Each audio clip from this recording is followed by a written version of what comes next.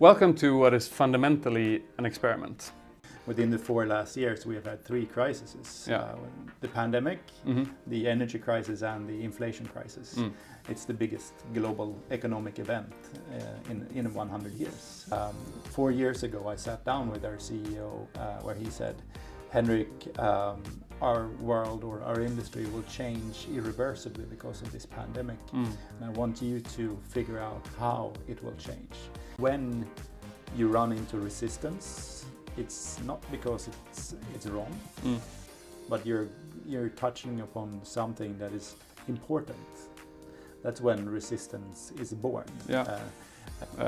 What would be the kind of top advice that you would give almost to yourself 20 years ago in your career when it comes to managing large-scale change? Wow. Yeah. I have a few great mentors out there that I've learned a lot from, and I think one of the real golden nuggets is that any idea or any vision doesn't really mean anything unless you can make it actionable. So you will have to break down your great idea into manageable pieces that you can work on step by step.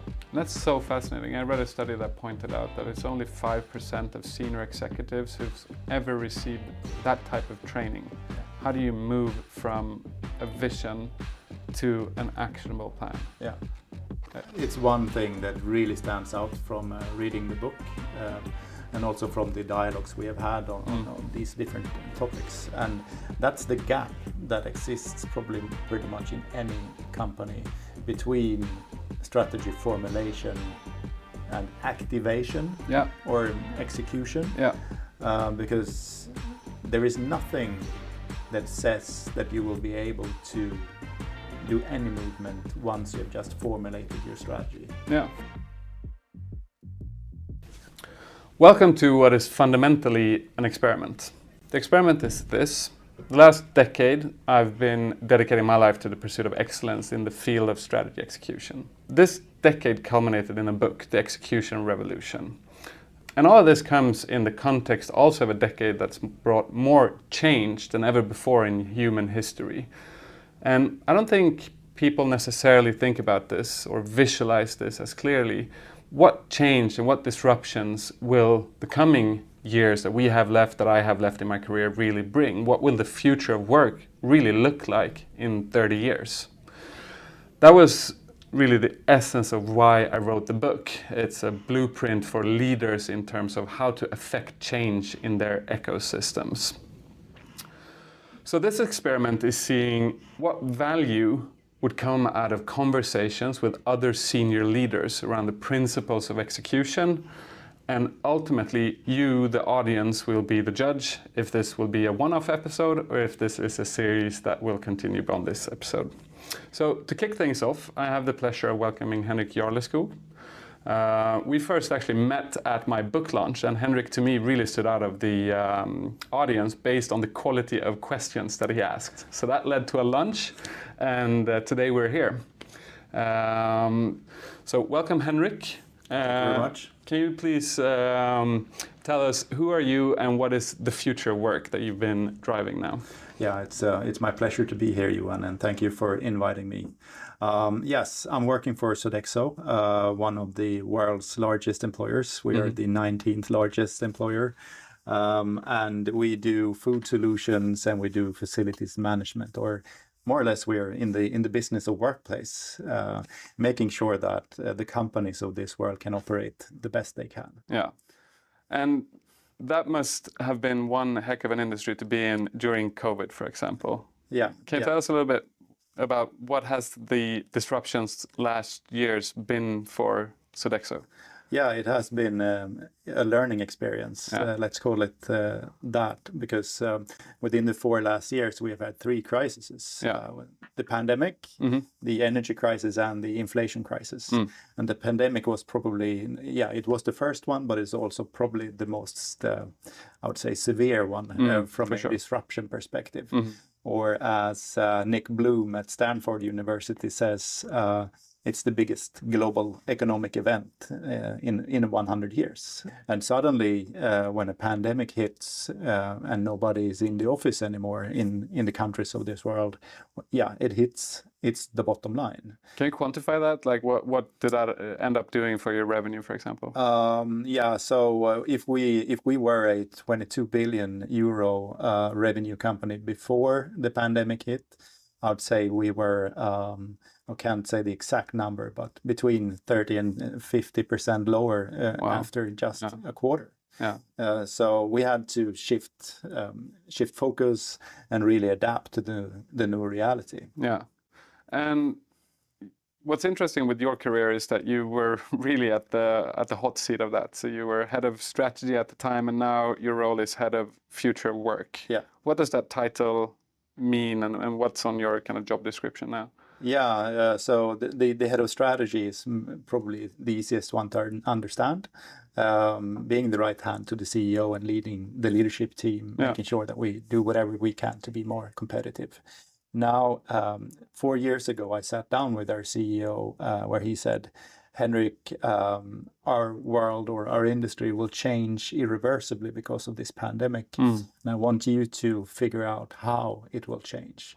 So go out there, work with consultants and companies, do surveys and whatever, at the same time as we are kind of moving towards adapting our business model to whatever is needed in the future. Yeah. So do whatever you can to understand it, understand the new behaviors and the new ways of operating that companies will choose. Yeah. Perfect for motivating a guy like me. Yeah. Pretty difficult, heavy lift task. Yeah, I can imagine. And typically these types of what will probably end up being a huge transformation as you as a company, it starts out pretty vague, right? In terms of go out and figure out, right? Yeah. So what will be the process? Like, where are you now in that process? And how do you think that process will move forward once you reach the phase of now we need to onboard an organization to this kind of new way of thinking? And I mean, you're many people in your organization. Yeah, it's a great question. And it's about clarity and it's about purpose for me. Because if we play with the thought of us delivering quite stable services day by day, week by week in the same way to our clients before, now today we know that all of our clients, they've chosen, I would say, more or less 3 different paths. Either they are full-time in office, or they have a hybrid schedule, or they are fully flexible. Can you give some type of percentage numbers of where the companies land currently? It depends on which country we are looking at, but globally on average, I would say it's about 1/3. To make it really easy. So 1/3 of full-time in office, 1/3 of hybrid, and 1/3 of fully flexible.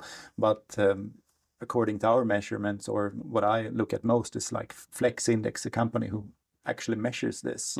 They see that the full-time in office companies are decreasing the fastest and the hybrid companies are increasing the fastest. The fully flexible are quite stable. So we know these things, and we also know a number of things around the needs from different models that our clients are choosing. And thereby we also need to be able to play all of these 3 games. And that's a new reality for us. I can imagine. And right now, I would say the topic of the workplace has never been more strategically important for any type of company. We really need to figure out the future of work for a company, because we need to attract the right talent. We need to be able to innovate as much as we can. Our cost structure needs to come down. We can't necessarily design our operating model after our real estate commitments. All of these things are important for our clients and thereby for us. I would be lying if I would be saying that we are not looking at how to pivot the industry. Because you need to own the problem statement in order to be a market maker. So that's why we are also investing a lot in the future work topic. Because I do personally not believe that you can stop a global movement. That one of the leading professors of this world says is the biggest economic event since World War II. You know, you don't stop that. You adapt and you follow and you figure out how to be prosperous in that. Now you have this really interesting future of work kind of tagline to run towards. What will be the steps that you'll need to bring if we're looking more into the internal process of bringing people into this way of thinking, reshaping business models and so forth?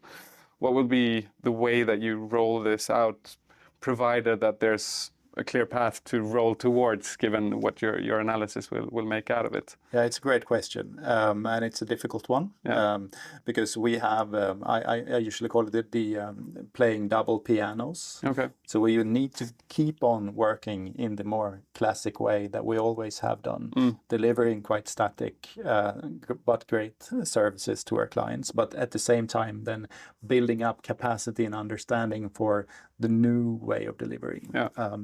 And that needs clarity and it needs purpose. So the purpose will be to make sure that we are as relevant for our clients as possible. And how are we as relevant for our clients as possible? For me, it's not about owning the office as a product, but it's more like owning work as a product. Because I do believe that for many today, work is broken.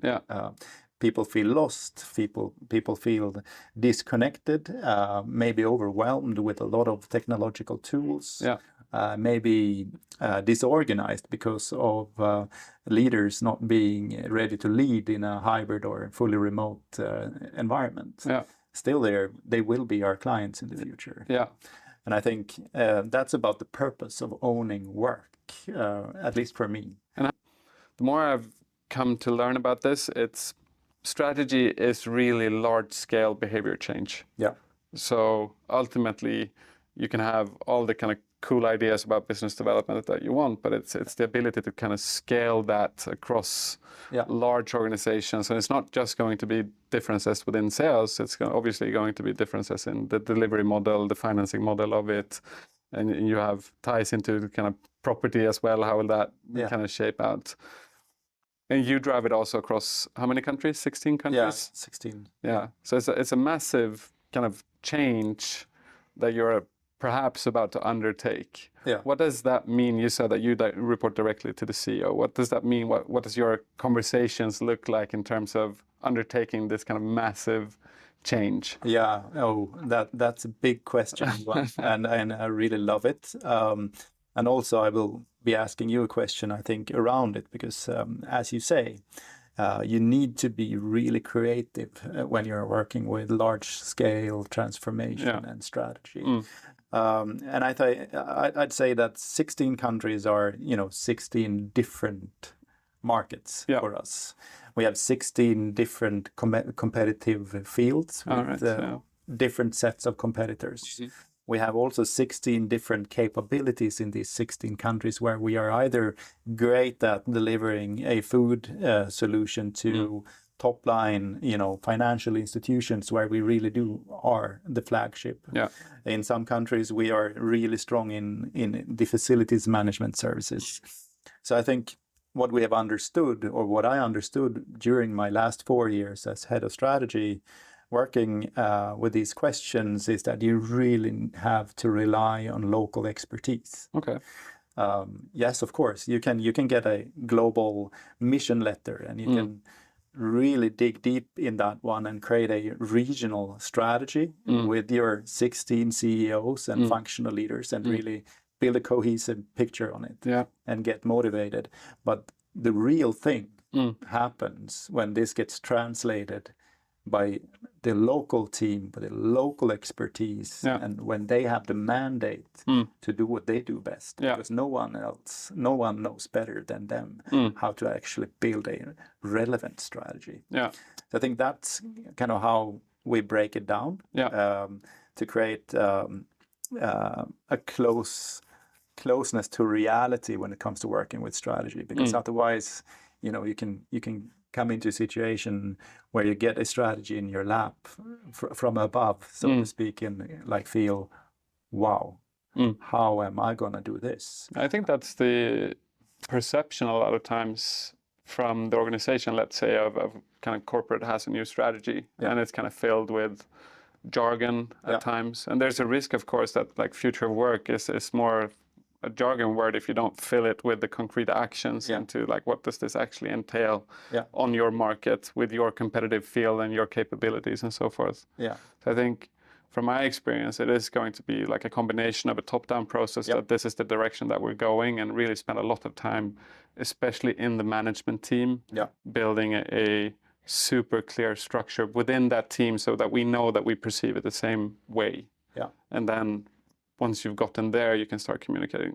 And I think one of the errors I've seen a lot of my both client and potential clients do is that they think that they have way more alignment on that vision in the management team that they actually have. So there's this great study done by MIT a couple of years ago that looked at specifically alignment and how does alignment translate the organizational layers. And they saw that the biggest problem was actually in the management team themselves. So if you compare, you ask everybody what's the top 3 priorities for this company for the coming 3 years. And then you say that the CEO answer is kind of the correct answer, and you would look for the same answers from the different functional heads or regional heads or whatever. The alignment was only 51% in the management team. So there's this huge overestimation of do we all agree on this is the strategy, this is the path that we need to take in order to be successful in terms of the financial revenue. And you start communicating the strategy before you've reach that alignment within the management team. So what ended up happening in their study is that obviously alignment decreases on each organizational layer. So finally, when you meet the masses of your organization who are about to execute your strategy, the alignment was 13%, 1-3. So obviously that would correlate understandably with the kind of inability to execute strategy. So I think alignment and really building up a clear initiative structure for what does, for example, future work entail. And in large organizations such as yours, it probably is not just future work. We also have other priorities that are going on at the same time. And how do you connect them into the organizational's almost like weekly work environment? Like what are the behaviors that we need to do? And then talking about, we said top down before, but it's a huge part of bottom up as well in terms of giving this framework to individual teams, right? And say, this is where we're going. How can you contribute to this journey? Because that's really important in terms of engagement, but also because they're so wildly different in your specific case as well. Yeah, absolutely. And wow, that was interesting way of talking about it, Johan, because I recognize so much from the daily work with this. I also love the way our CEO has been embracing these challenges. Because what we did on a bi-weekly basis, pretty much on the regional level, was that we boiled down, let's say if you have the company targets of finance, you have of sales, you have the HR topics, you have the operational topics, you have the kind of more innovation topics. We try to distill the 2 or 3 most important topics. I love it. Per topic on a wider scale on regional level. And then talking about these targets with our country CEOs for them to connect with their corresponding top 2 to 3 topics per finance or productivity or what it could be. So trying to connect regional topics with local topics and really get a movement on that. That has been an immense challenge, but at the same time, I love the approach of doing it. But also from a systematic perspective, it's interesting to think about how you could kind of connect this. It's all about building that red thread from my everyday work environment, if I'm out in a region, all the way up through, this is actually the broader change that we're trying to affect. We discussed, obviously, the idea of trying to boil it down into the most important things. And I write a lot about in the book that there's this inverse relationship between the number of goals that you have and the number of goals that you can successfully execute. On your management team level, how many goals are you currently pursuing, do you think? I would say around 15. Yeah. Something like it. Around if you have 5 really important areas, maybe 2 to 3 topics or metrics in those 5. On regional level, and then obviously mirrored down to the company level. And how many of these goals would be? Because I have the feeling that when it comes to kind of your whole goal structure, it's quite common that you have between 15 and 30 KPIs, let's say, that you need to actively monitor in a company. Yeah. It's not necessarily the same thing as saying these are the few bets that we really need to drive from a management team. Some of these KPIs, they've been the same KPIs for forever, and we need to, I think it almost as like the dashboard of a car, that some things, they're there, but you're not actively giving them attention unless there's a problem. So say check engine light, for example. Exactly. And kind of the same in terms of the management discussion. What do we actually spend time on would typically be the things that we need to actively enforce some type of change within. Yeah. So out of your 15, how many would you say are really the kind of change things that you spend focus on driving and discussing behavioral resistance in the organization or issues in terms of we don't really know where to go with this? Yeah, it's I think I need to rephrase that a bit. All right.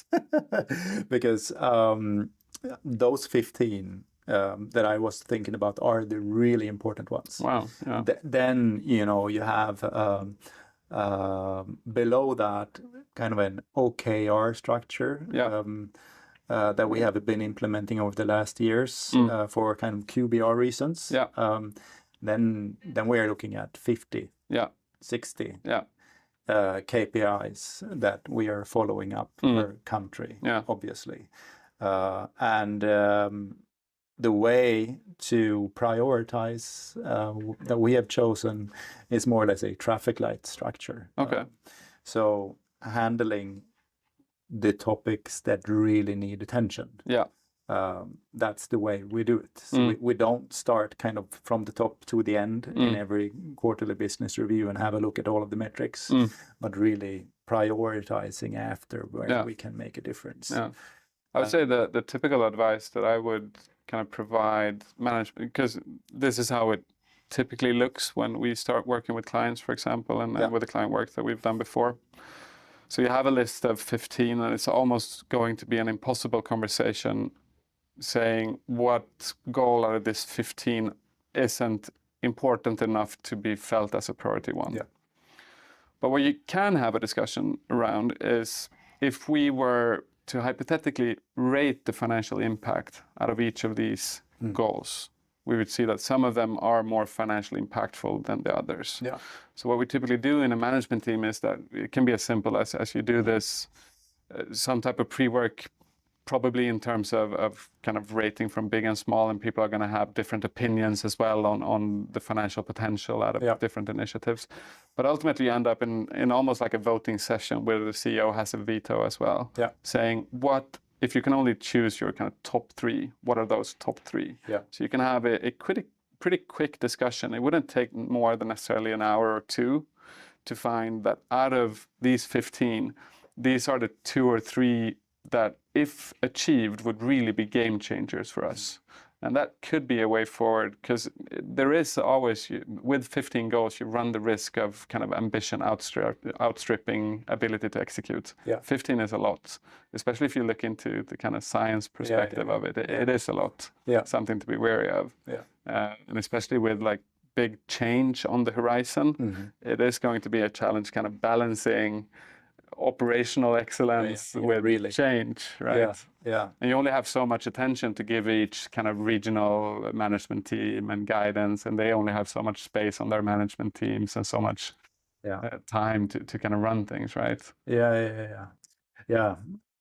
That's really thought-provoking, and probably it would be something around like margin development, growth rate, and safety. And safety, I think. That's interesting. We do have exactly that trio being pretty common in kind of industry clients. So anytime that you have like potential safety issues, those are almost is so important that they have to be a top level goal. Exactly. Yeah. So at least that's how I would say that we operate today. Hopefully in the future, maybe you can bring in sustainability into the top level, because I think that's inevitable. Needs to be done. Difficult change journey. How do you deal with sharing best practices? So at the facility level, there must be, across your 300,000+ employees, there must be really exceptionally great best practices. For example, to how do we concretely at the facility level decrease carbon footprint? How do you work with sharing those kind of playbooks? So great question. Difficult one, because we always end up in like, wow, it would be great to have our own Google, where we can kind of search for pretty much anything, and we will get everything we have documented in the company.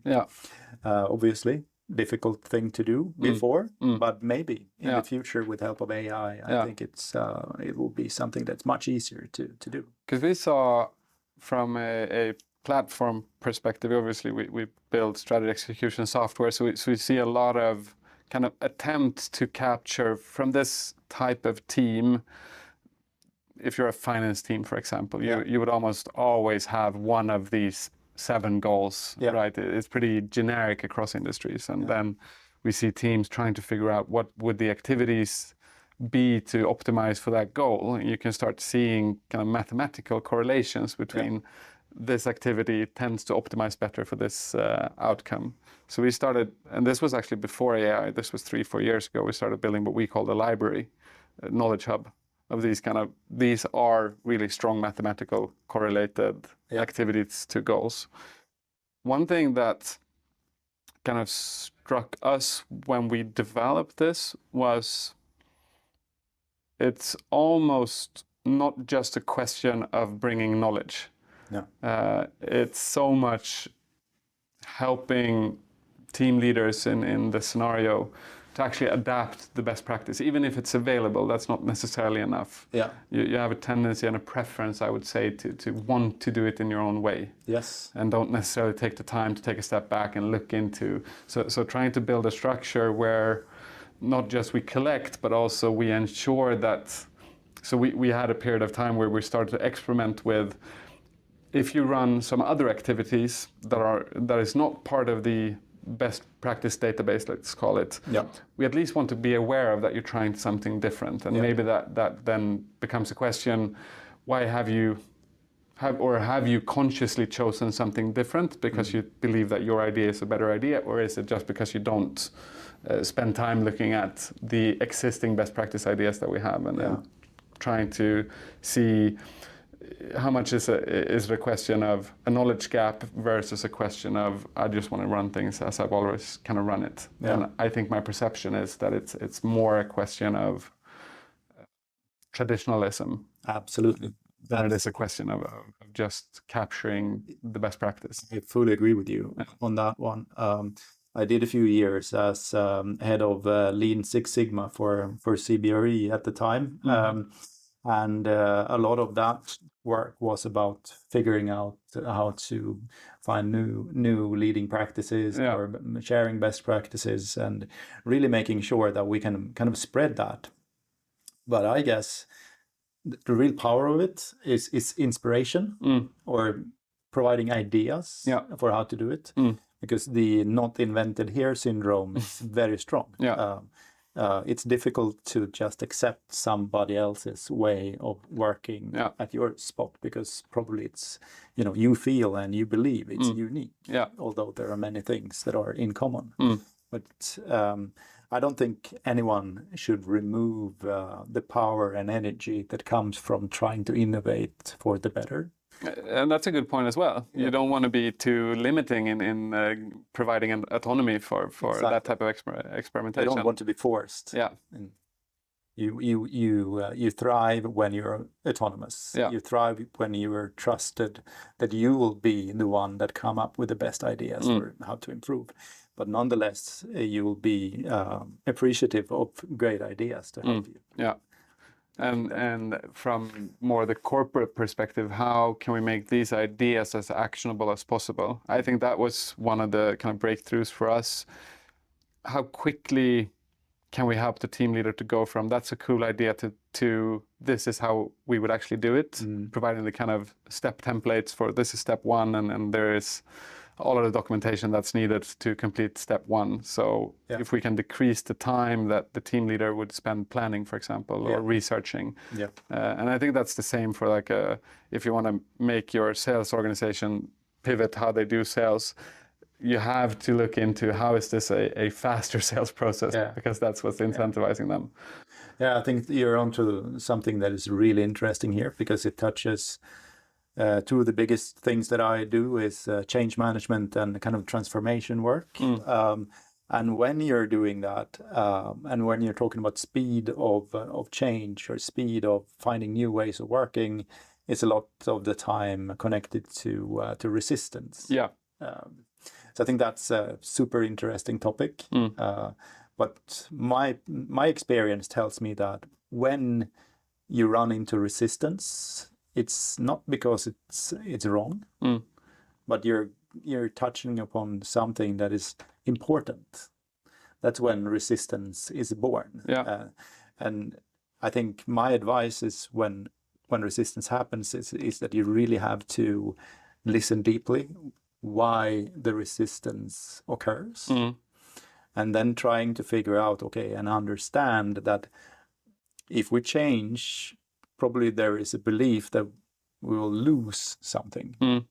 But if you can get into a situation where people understand what they're about to gain is bigger,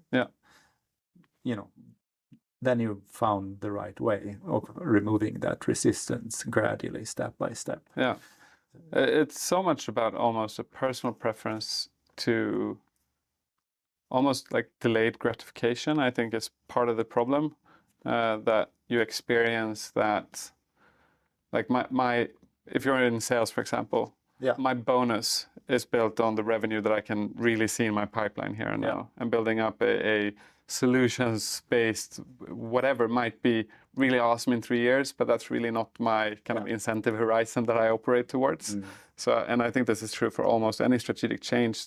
You're always going to have that problem that in the initial phases, the payoff horizon is really far away. And it might be a question of survival for our company in like a 10-year period. But for this semester, almost for this week, I have so many other like burning issues that are relating to my operational client work or whatever I do. That these are almost like, it doesn't really matter if I push it a week, but you end up in this kind of perpetual cycle where you just push it a week. And this is true as well for like even the most senior managers in a company. Definitely. Like, next week. It's just a huge challenge.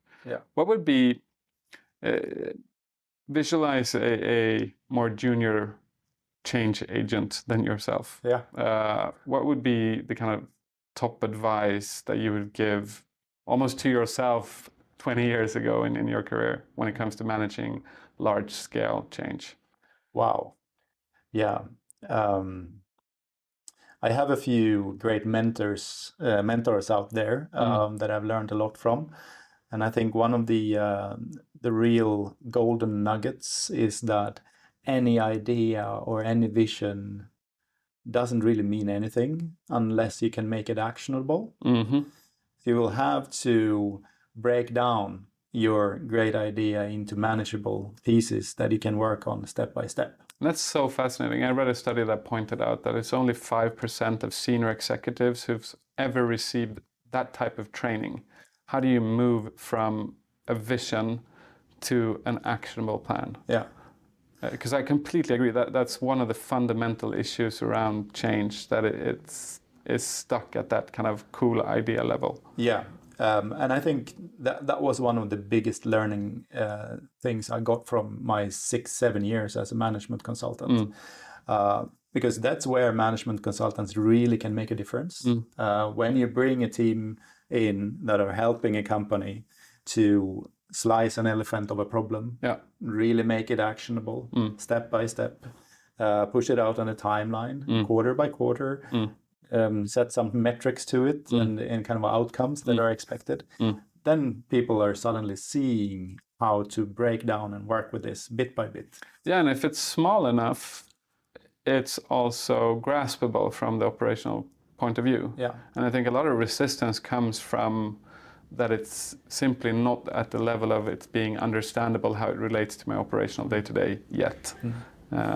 So I completely agree with the advice. And I think there is another dimension to this as well, because it's not just about moving from A to B, but really being intentional, having a clear purpose for why you're doing what you're doing. So, for example, for as you asked me, why are you passionate about the future of work? Yeah, because I see that work is what connects people. Yeah. Work is where people build relationships. Work is where people are, building careers, their life. If I can be part of changing work to the better through my future work, it's very motivational for me because it's a clear purpose. Yeah. I want to help society to become better through my, humble points around the future of work. Yeah, that's fantastic. So I think intentionality and purpose, that's number 2 of the advice. How is kind of technology reshaping the way that you think about the strategic process? Wow. Yeah, it really does at the moment. So technology comes in so many different forms. It's something different today than it was a quarter ago. For me, it resonates with, for example, my own personal journey of AI.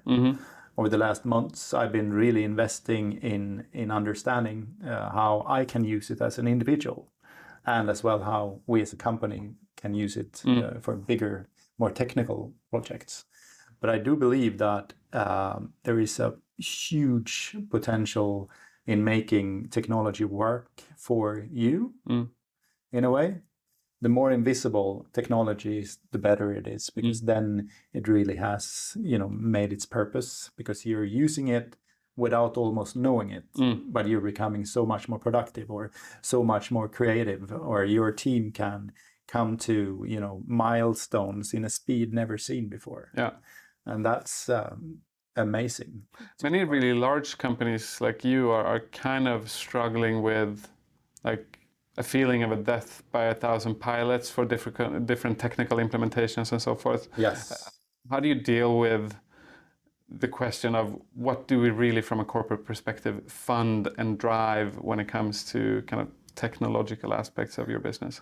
Yeah, a great question. It reminds me of my CEO again, and he's pretty much never allowing pilots because it's too expensive. Yeah. So what he says instead is that let's go for this. Yeah. Try fast, fail fast, and just stop doing it if it was kind of not a good idea. So one thing that obviously we've been really interested in from a Howie perspective is that the CEO and the strategic process seems almost to be like the last really big process in a company that has not been touched by digitalization that much. Yeah. People still tend to execute in Excel or in PowerPoint slides or whatever. I'd be interested in, because to me, one thing is kind of strategy, communication, and formation, which is doable in a PowerPoint scenario, but follow-up is almost impossible, especially if you run a company like yours. Yeah. What do you think will be the kind of future of that space, that process in companies, or what are the bigger pain points, let's say? Yeah. So to be very transparent, I think we, as many other companies out there, we are on the PowerPoint level of communication when it comes to both strategy formulation and how you can revisit your strategy bi-weekly or monthly with your leadership team you show PowerPoint presentations and you take the next page and you drill down and you go further. Sometimes you drill down and you go into the underlying Excel spreadsheets or the underlying BI tools that report on all of the initiatives or projects that you have that are feeding up to these targets that you have set and agreed for the financial year. But cohesiveness between project management tools, reporting tools like BI, for example, those Excel spreadsheets where maybe you made an investment calculation, and the PowerPoint that visualizes kind of the way forward people are aligning around, that cohesiveness isn't great. Yeah. So for me, going forward, if there were, and I know you know, a great kind of technological system that can connect all of these, independent of size of the organization, that's obviously a competitive advantage, because no longer can you end up in a, let's say, a quarter business review in a typical country, let's say Spain, for example, for me. And it was 3 months ago, we were discussing the strategy execution last time, and you do it again the next coming quarter. In a way, you always have to start over again a bit from the beginning. Talking about, we have this strategy for the country. We have prioritized these 5 targets for the year. These are the connected things to it. It takes a lot of time because you need to wrap your head around what you are focusing on. In reality, you would almost have to have a book where you do your own handwritten notes for every single meeting, because the template may change. It may change, and I also think there's this willing or ambition for most leaders to want to look good in front of their superiors, right? So they're going to oftentimes show the things that went according to plan, but what you're probably really interested in is the things that didn't go according to the plans. And why didn't they, or what could we support you with better, and so forth. And that could be a really difficult conversation, because you have, when you do the kind of road shows of QBRs, you do 20 of these, and that you do them every quarter. So it's so much information that's almost impossible to kind of, unless you do that handbook on the side type of note taking, it's going to be impossible to see the milestones that didn't end up visualized as overdue, for example. And also kind of to remember to ask the question, following up from last quarter, that fail you did on go to market with that new product, where are we on that one? Because it was not mentioned in this quarter. That's really difficult. It's also almost an uncomfortable conversation, because you have to point out that you're almost by design masking something that didn't go as planned. Absolutely. Absolutely. So the way forward is to do it not only systematically, but by system, because it is not systemized most of the time. We see the same thing, that strategy tends to, there are things that connect strategy, but in practice it's almost as pockets of strategic islands that share some of the same nomenclature. You'll see future at work in the PowerPoint, but it's almost wildly different in terms of what we do about it, and how far we come, and how do we choose to report it. And over time as well, you said templates are changing. When you roll out the strategy, the first half a year it might be quite cohesive, but just a few months later it's not going to look the same anymore, and that's really frustrating from kind of your top of the company view. Like, but wait, why do we now visualize the same thing in 22 different ways, right? So perhaps final question. I was really pleased that we met each other through the book release, right? Are there any things that you would really recommend for other leaders that are principles that you've either visited for the first time in the book or were revisited to in the book, that you think is a universal point of failure that you would like to highlight? It's one thing that really stands out from reading the book, and also from the dialogues we have had on these different topics. And that's the gap that exists probably pretty much in any company between strategy formulation and activation or execution. Because there is nothing that says that you will be able to do any movement once you have just formulated your strategy. Yeah, and I think everybody realizes this at trying to execute their New Year's resolution. Like one part of that, the formulation, is almost intellectual, and you can arrive there quite without any type of behavior resistance. Like that future of me in perfect shape looks awesome. I want that. But the heavy lifting is in the execution. So that gap is really that you point out. I completely agree. So I think it's worth thinking about on how we can change the time we spend on these kind of things.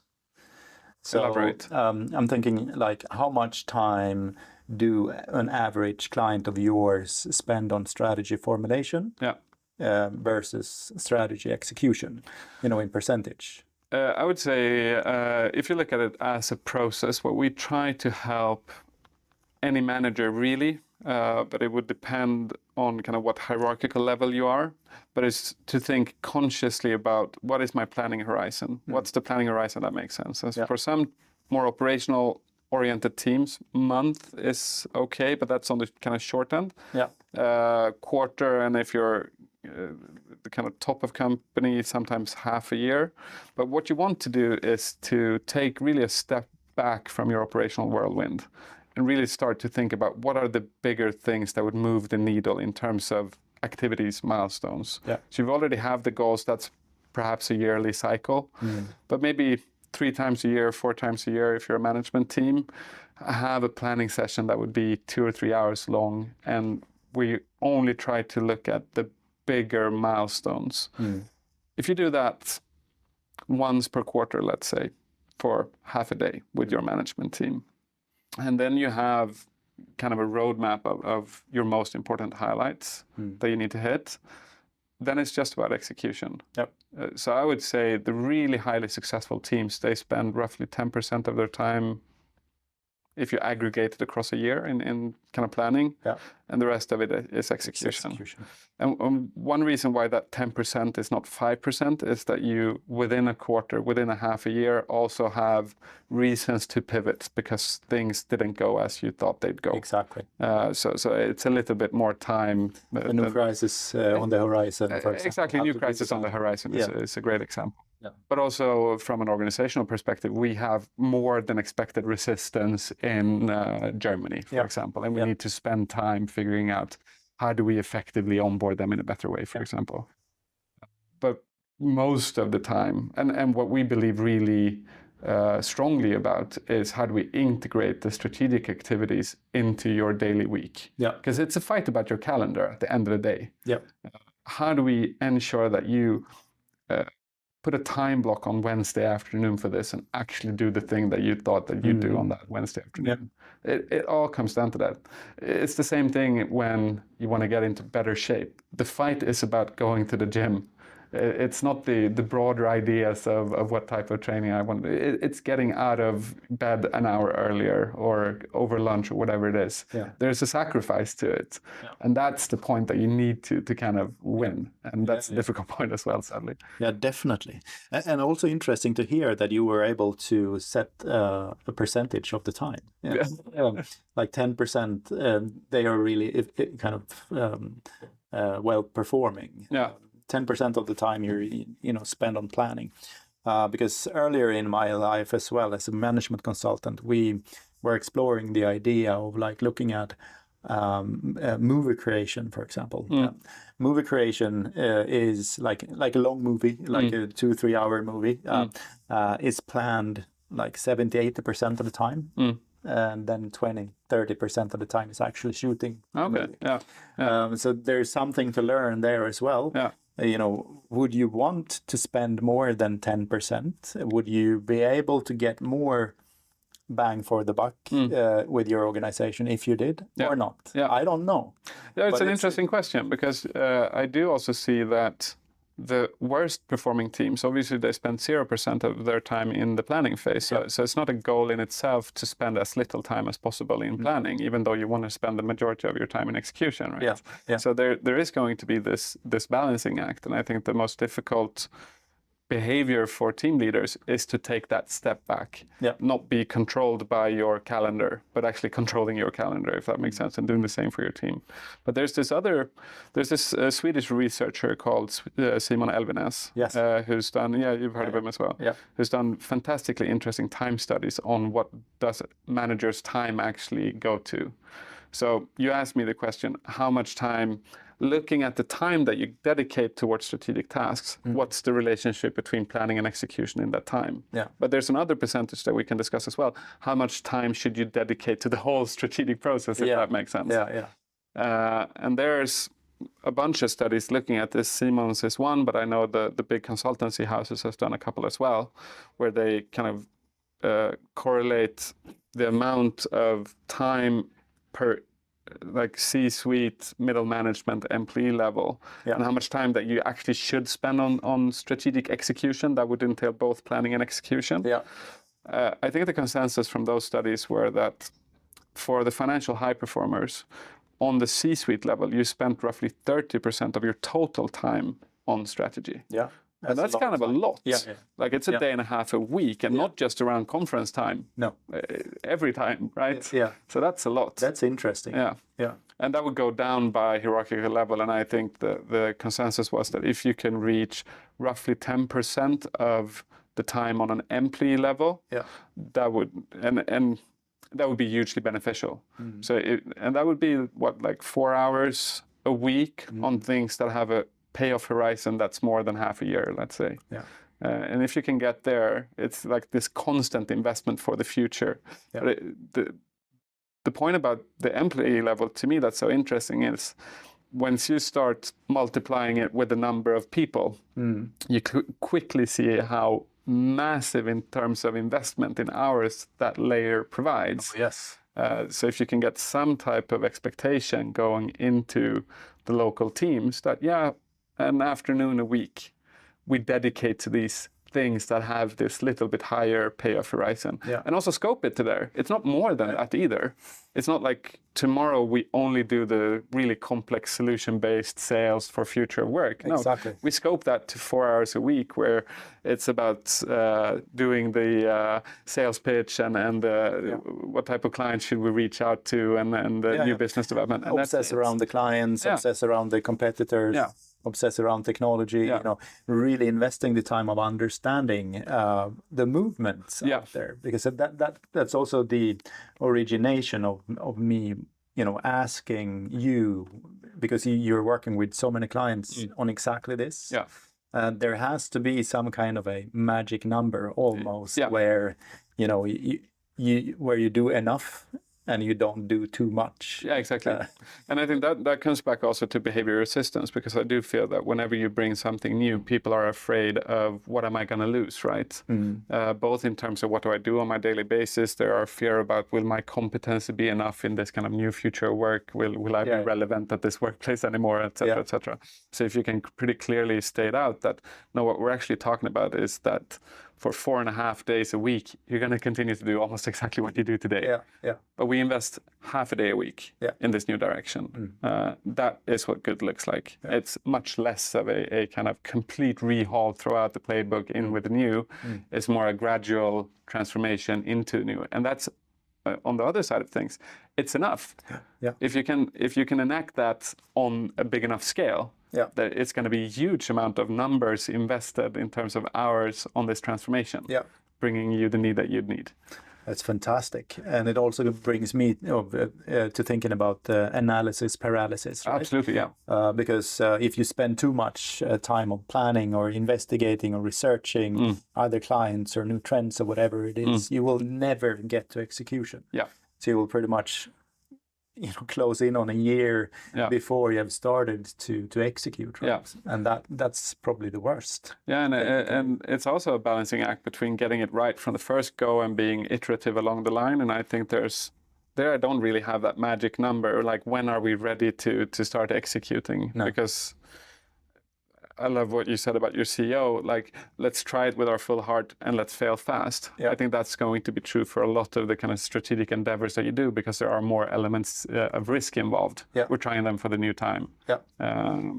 So I think you shouldn't be too afraid of that type of experimentation either. No, exactly. So I think that's really connecting my answer to your question around, the book. Really liked it. Well done. Thank you. It's your first one, right? Yeah, it's the first book. Well done, being the first one. Really an inspiration. Thank you. But connecting the gap between strategy formulation and activating what you have said that you should do. Yeah. I think that's the biggest takeaway. Yeah. Yeah. Fantastic. Thank you so much for coming along today. We'll see if this is a first episode of many, or if it stops with this conversation. Thank you very much. My pleasure to be here. Very interesting topic. Yeah, and good luck with the future work. Thank you.